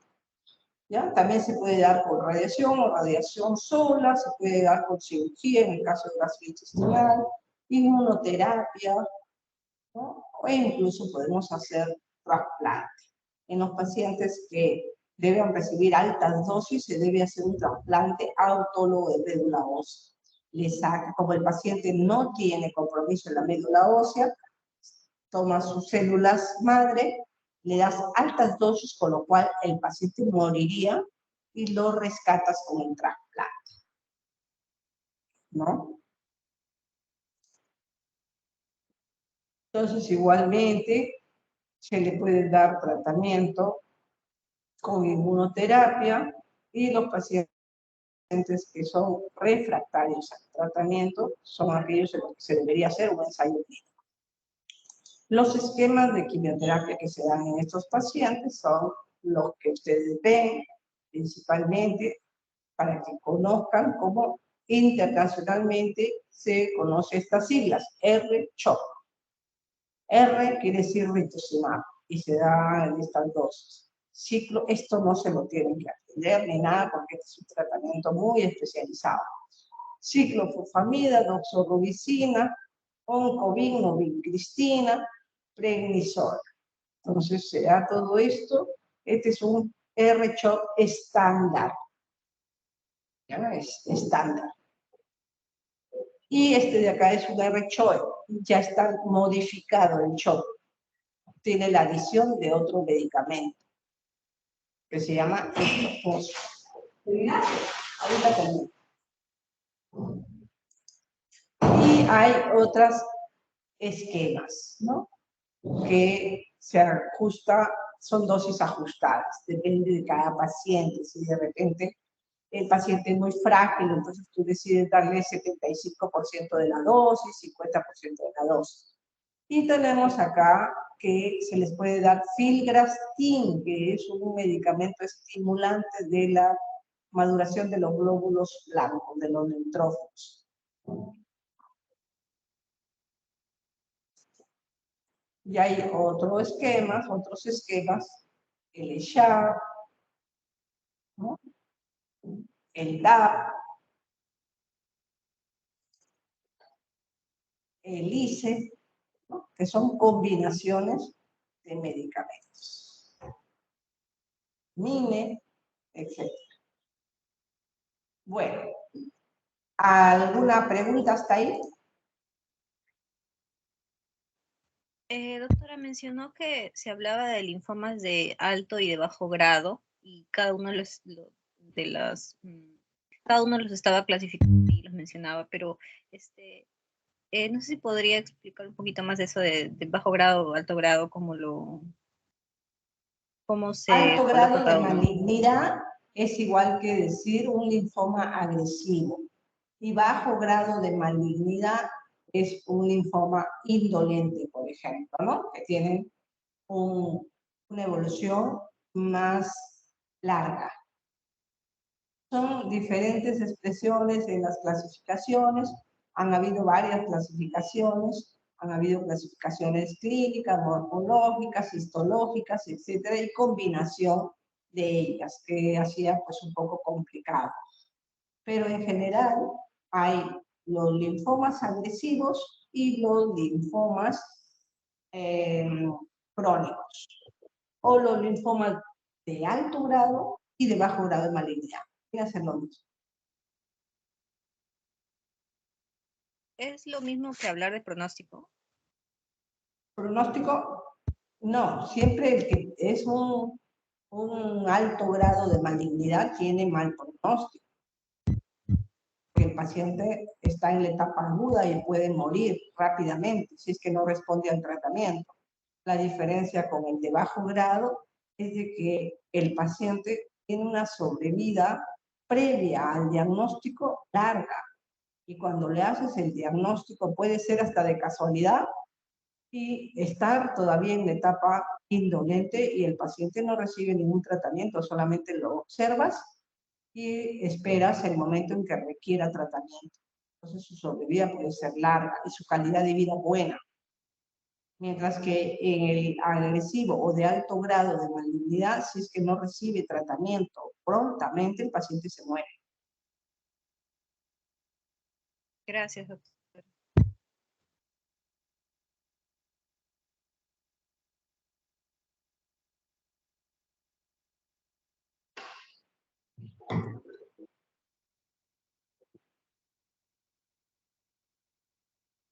¿Algo más, chicos?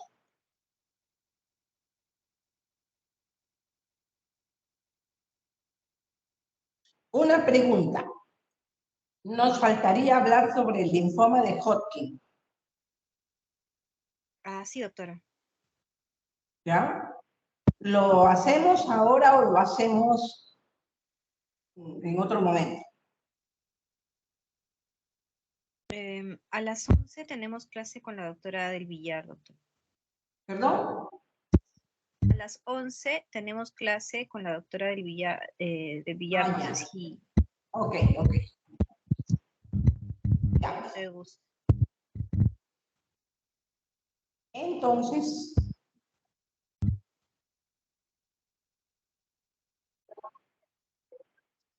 voy a ver. El otro linfoma es bien cortito. El linfoma de Hodgkin es bien cortito. ¿Ya? Entonces, yo creo que podemos terminarlo y luego se van a su clase con la doctora Villar, que falta bastante, porque son 8 y pico. Entonces, vamos a hablar del linfoma de Hodgkin, que fue el primero que se describió en pacientes que tenían fiebre de origen desconocido y que les salían esos ganglios y que muchas veces los trataban de drenar pensando que eran abscesos, etcétera, en esa época, en 1800 y pico. Hasta que se descubrió pues que eso era una neoplasia porque ya examinaron en microscopio y vieron de que era una proliferación de linfocitos, y en ese momento no sabían si eran B, T, no sabían nada, ¿no? Solamente vieron de que al paciente que tenía esos ganglios y esa configuración histológica no era fácil de que se recupere, porque en ese tiempo no había medicamentos. Pero en la actualidad se ve que es una neoplasia linfoproliferativa clonal B y que es potencialmente curable.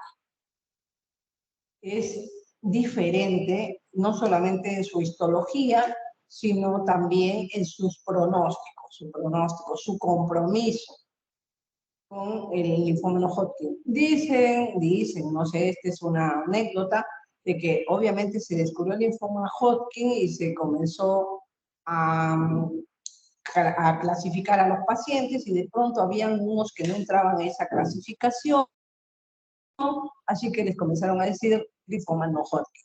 Por eso digo, es una anécdota. Y resulta de que los no Hodgkin después fueron muchísimo más frecuentes que los Hodgkin. En nuestro medio está un poco ligado a la raza, es más frecuente en la raza blanca. En nuestro medio, por cada 20 linfomas no Hodgkin, puede haber un linfoma Hodgkin. O sea que no es nada frecuente en nuestro medio. Por literatura se ve de que tiene 2 picos de incidencia, uno que es en la adolescencia y en adulto joven, y otro que ya es en los mayores de 55 años. Es buen tratamientos que se han instalado y eso mejora, pero siempre ha sido potencialmente curable, de una evolución bastante buena y larga.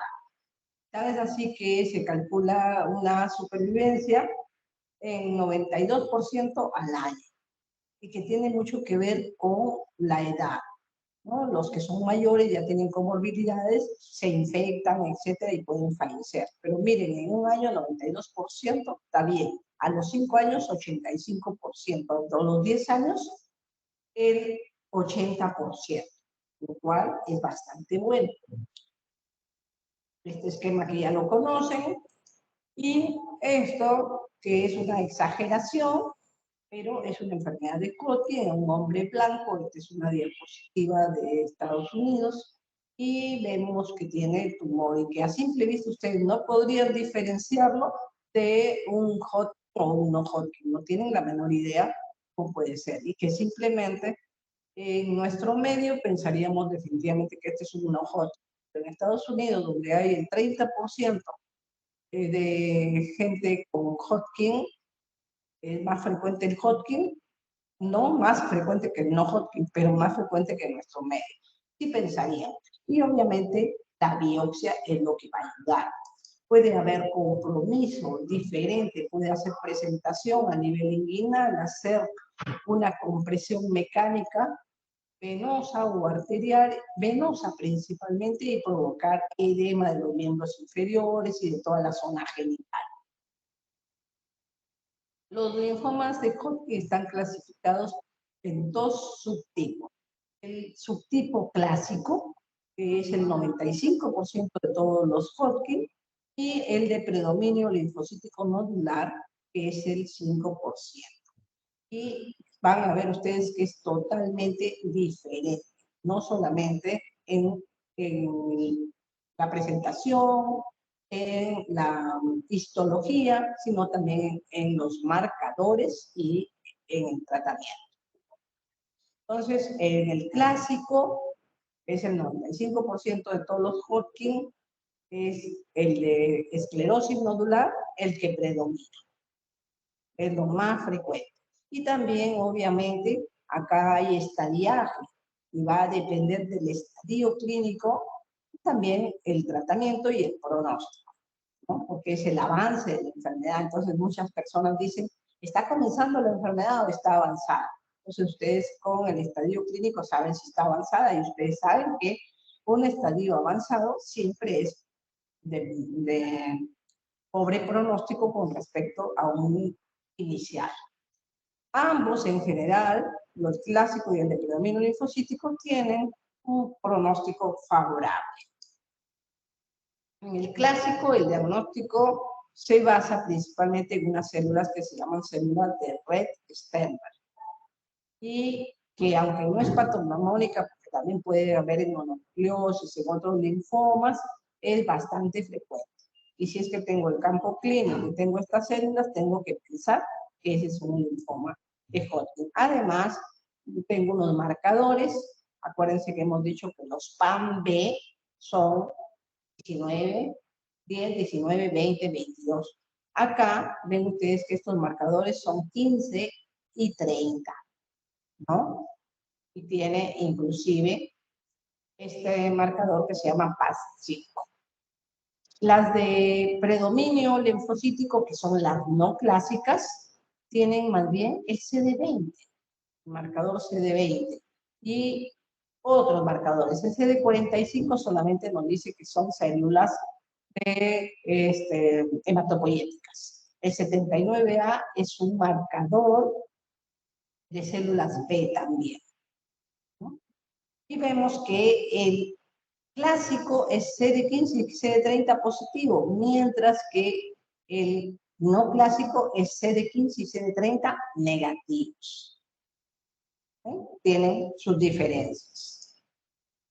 El cuadro clínico es exactamente igual que el no Hodgkin. Generalmente el paciente tiene síntomas B, ¿no? Y hay que ver una anamnesis, hay que ver el eco, hay que hacer la exploración física, ¿no? Y nos interesa la edad, la raza, el peso, todo eso nos interesa, las comorbilidades.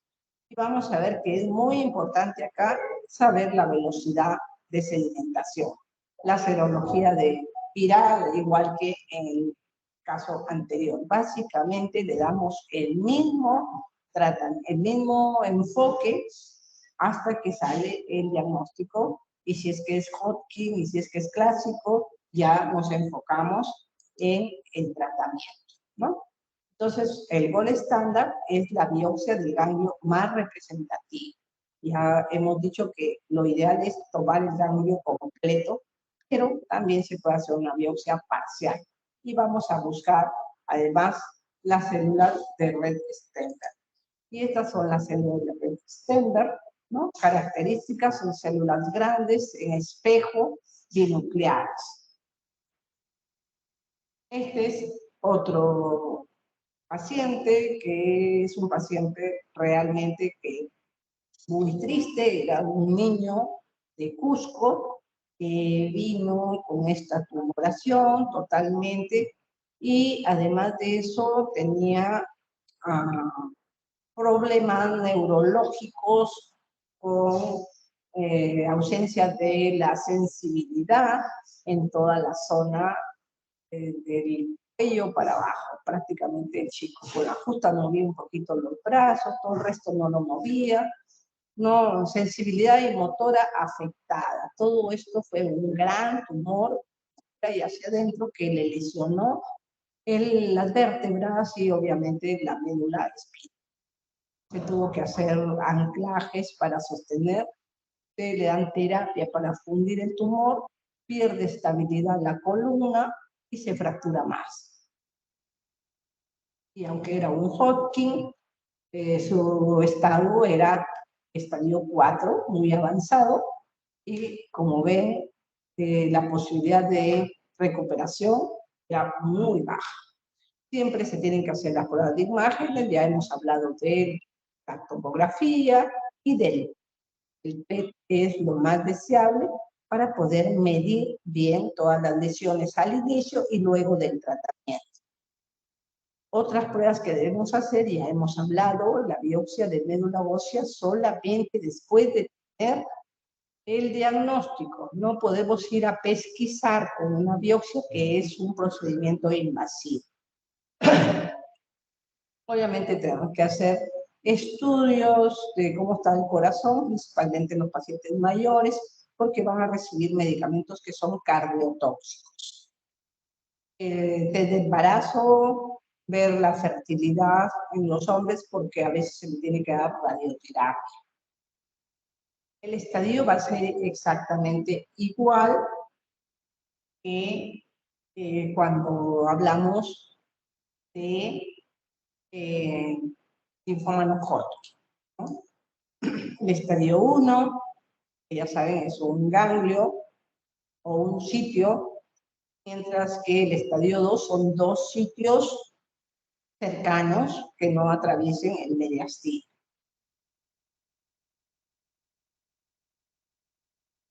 Estos son lo que implica el estadio 1, es una región ganglionar que puede tener extensión o no a un extranodal. Este es un estadio, la clasificación modificada de la NAR, ¿no? Afectación de dos o más regiones, pero básicamente es lo mismo, no nos vamos a confundir con esto. El pronóstico, ¿no? Entonces también tiene sus propios factores de riesgo. Acuérdense que el no Hodgkin tenía sus factores de riesgo, que hablaba de que era varón, que tenía más de 60 años, no hablaba de masa mediastínica, ni hablaba de una velocidad elevada, etc. Entonces acá estos son los factores de riesgo, y se considera que es un factor precoz favorable el estadio 1 y 2, si es que no tiene factores de riesgo. Y es desfavorable el mismo si es que tiene factores de riesgo. El estadio avanzado no es ni favorable ni desfavorable, simplemente avanzado, se considera el estadio 3 y 4. Entonces, esto es para determinar el pronóstico, ¿no? Entonces, cuando hay un estadio avanzado, es que tenemos que decir el índice pronóstico internacional para ver la supervivencia. Entonces, acá tenemos que sea un estadio 4, que sea sexo masculino, que sea más de 45 años. Estos son los estadios avanzados. Suena confuso, pero básicamente es que es lógico que un paciente que está avanzado en un estadio 3 o 4 va a tener un pronóstico adverso. Mientras que un paciente que tiene un estadio 1 o 2 generalmente va a tener un pronóstico favorable. Solo si tuviera todos los factores de riesgo, que sea, a ver, vamos a decir que tenga 70 años, que tenga asma, que además de eso su hemoglobina es baja, su velocidad de sedimentación es alta, es hombre, aunque tenga un solo ganglio, es un desfavorable por precoz, pero es desfavorable. Entonces, basado en eso. Sin embargo, hemos dicho que en general esta enfermedad no es tan mala. Vemos que la sobrevida libre de progresión a los 5 años, según el número de factores de riesgo, puede ser, miren, a 5 años, si no tiene factores de riesgo, 84% a los 5 años. Y si tiene todos los factores de riesgo del mundo a los 5 años, todavía tiene 42% de posibilidades. Entonces, no es tan malo como el linfoma no Hodgkin. Estos son los tratamientos de primera línea, son diferentes que el otro. Entonces, ahí vemos si es que es un pronóstico favorable, ¿no? Y está localizado, lo que quiere decir que es un estadio clínico 1-2, entonces se da los ciclos de ABVD. Se puede dar radioterapia o no se puede dar radioterapia, todo va a depender del PET. Si el PET es negativo, ya no vamos más tratamiento. Entonces, por eso el PET es importante. Y si es positivo, le podemos dar otro ciclo de tratamiento.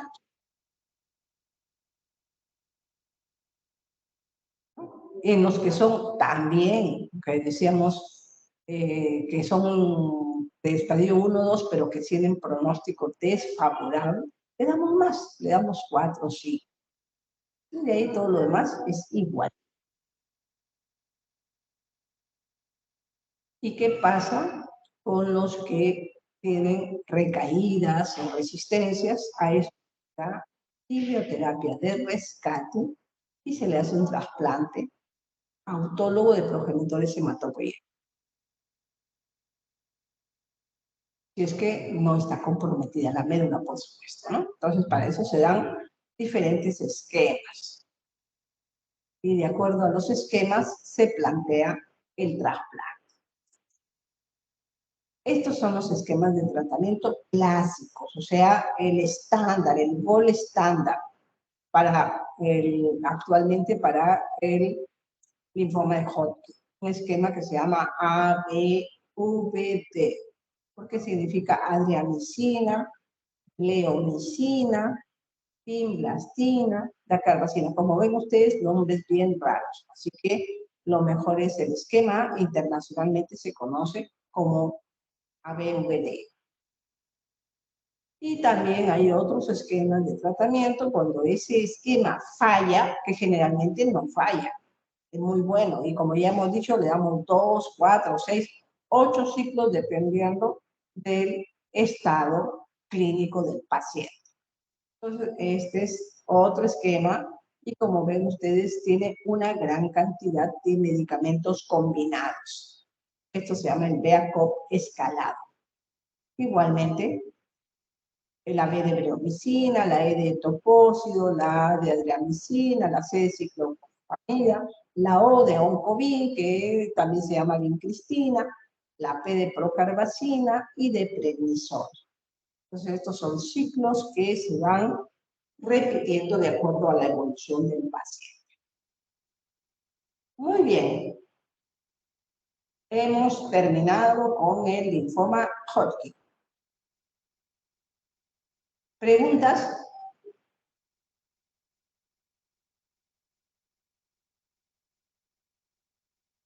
¿Todo bien?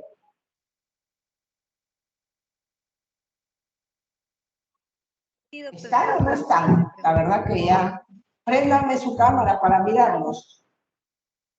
Sí, doctora, aquí estamos. Todo bien por mi parte.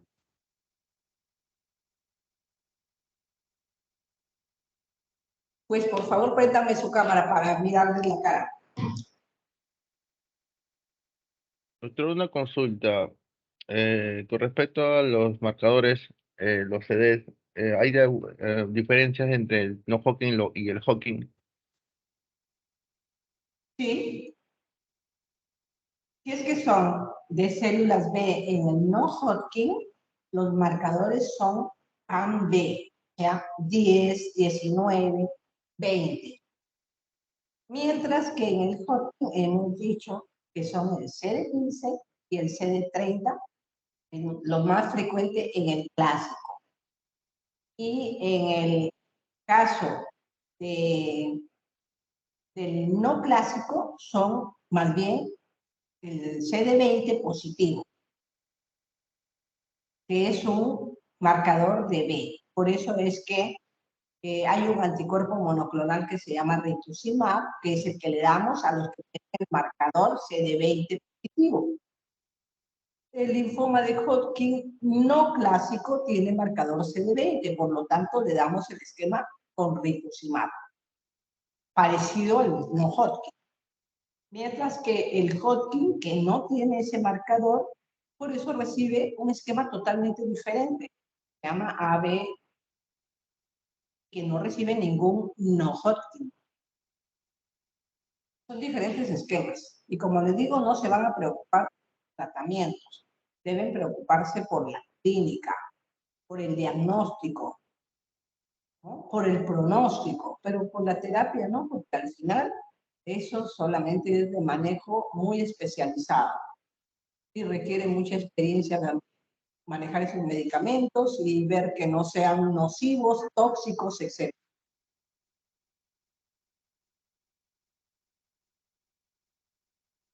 Nadie me ha Gracias, prendido su doctora. cámara. Quiero verles su cara. Por favor, ya está. Nelia, Denise, ya la conocí. A ver, los demás, por favor, preséntenme su cara. Tengo que conocerlos, pues. Ya, he visto a Joaquín. Ojo, les estoy poniendo presente a los que están mostrando su cara. Los demás les voy a poner ausentes. Ya está, Pedro Luis Almeida. Ya está, parece jugador de fútbol. Acho, Pablo Brian. Ya está. Tengo 4 nada más presentes. Los estoy anotando, ¿ah? Ya, pueden apagar su cámara ustedes 4. Los demás,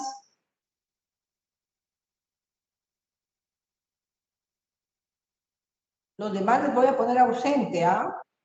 Me está prendida mi cámara, doctora. Doctora, hay varios que están con la cámara prendida. Tengo la Doctora, cámara sí. prendida. Ya, Úrsula, ya está. Listo. Doctora, mi cámara también está prendida, no sé si lo ve. Tu cámara, Ingrid, está prendida. Ok, ya te veo. Doctora, mi Doctora, cámara Amanda. también está. A ver, ya puedes apagar, Ingrid. Doctora, esto Cóndor. ¿Perdón? No veo a los demás. Doctora, sí está prendida la cámara.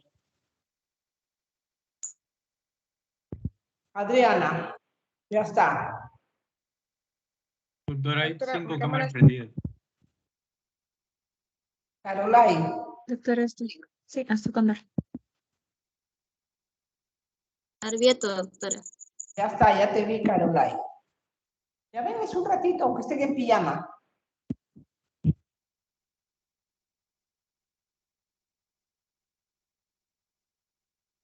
Ya. Bueno, a los demás ausentes. Está prendido mi cámara, doctora Arbieto. Ya te veo, sí ha salido. Ya te veo, puro lente. Ya está. Doctora, Astor. Está prendida mi cámara. Renzo, ya está, ya te vi, Renzo. Doctora Avendaño, Anneli. Sí. Ya está. Ya, chicos, ¿saben qué? Cuando dan el examen, van a tener que prender su cámara todos. Vamos a tener que mirar. Y por eso los estoy mirando ahorita. ¿Ya? Entonces, vayan a descansar y a su clase con la doctora Villar más tarde. ¿Ya? Entonces, ya cualquier otra cosa, coordinaremos. Doctora, una Hasta luego. pregunta, ¿me escucha? Doctora.